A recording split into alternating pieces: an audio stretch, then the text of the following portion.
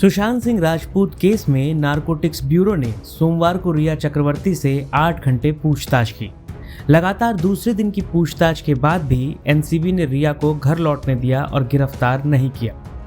रिया को मंगलवार को फिर से पूछताछ के लिए बुलाया गया है। रिया से सोमवार को मुंबई यूनिट के हेड समीर वानखेड़े और दिल्ली यूनिट के हेड केपीएस मल्होत्रा ने सवाल जवाब किए। इसके अलावा रिया को बाकी सभी आरोपी शौविक चक्रवर्ती, दीपेश सावंत और सैमुअल मिरांडा के सामने बिठाकर भी पूछताछ की गई।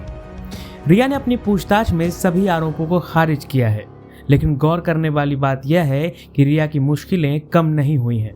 रिपोर्ट्स बताते हैं कि यह सिर्फ एक दिन की राहत है। रिया की गिरफ्तारी क्यों नहीं हुई, इसको लेकर दो तरह की बातें सामने आ रही हैं। पहली बात यह है कि एनसीबी रिया को गिरफ्तार करने से पहले पुख्ता सबूत जुटाना चाहती है। 2 दिनों में करीब 14 घंटे की पूछताछ में रिया ने अपने ऊपर लगे सभी आरोपों को खारिज किया है। रिया ने दूसरे दिन भी यही कहा कि उन्होंने कभी खुद ड्रग्स नहीं लिए, ना ही कभी ड्रग्स खरीदा या ड्रग्स को छुआ है। रविवार की तरह सोमवार को भी 67 एनडीपीएस एक्ट के तहत रिया का बयान दर्ज किया गया। सोमवार को एनसीबी ने सबूतों को लेकर भी रिया से पूछताछ की है। यानी 2 दिनों की पूछताछ में रिया ने एक बार भी यह नहीं कबूला कि वह ड्रग्स लेने, खरीदने या देने में शामिल थी। ऐसे में एनसीबी उनके बयान को आधार मानकर उनकी गिरफ्तारी नहीं कर सकती है।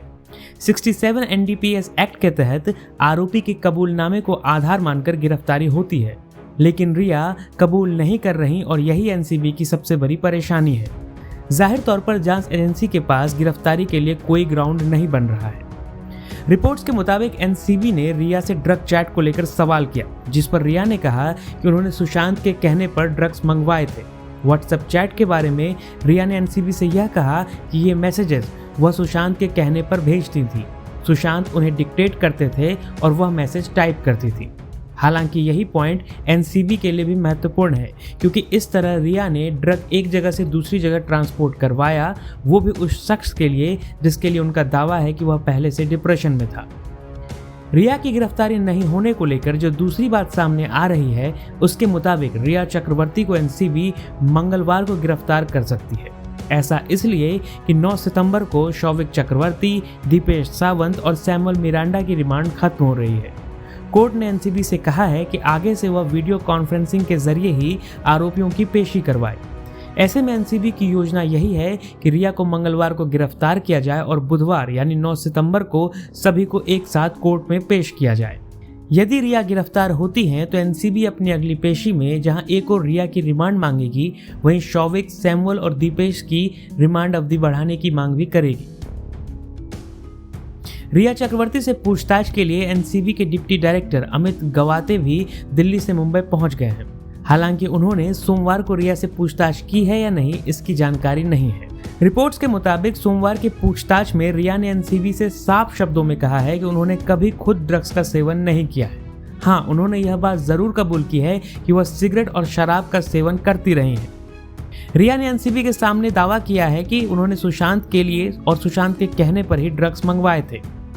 बताया यह भी जा रहा है कि रिया ने एनसीबी की पूछताछ में बॉलीवुड के कई बड़े नामों का जिक्र किया है। एनसीबी ने रिया से पूछा कि सुशांत यदि ड्रग्स लेते थे और ड्रग्स की पार्टी करते थे तो उन पार्टीज में कौन कौन रहता था। इसके जवाब में रिया ने कई बड़े नामों का जिक्र किया है।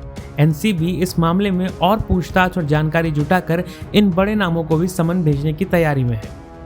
सुशांत केस में ड्रग्स एंगल की जांच कर रही एनसीबी ने एक और कथित ड्रग पेडलर अनुज केशवानी को हिरासत में लिया है। अनुज का नाम पहले ड्रग पेडलिंग में हिरासत में लिए गए कैजान अब्राहिम ने लिया था। मंगलवार को एनसीबी एक बार फिर रिया का क्रॉस एग्जामिनेशन करेगी। रिया को फिर से सभी आरोपियों के सामने बिठाकर पूछताछ की जाएगी। एनसीबी की कोशिश यही रहेगी कि रिया ड्रग्स को लेकर कबूलनामा दे दे ताकि उनको गिरफ्तार किया जा सके। Bureau report, Navbharat times.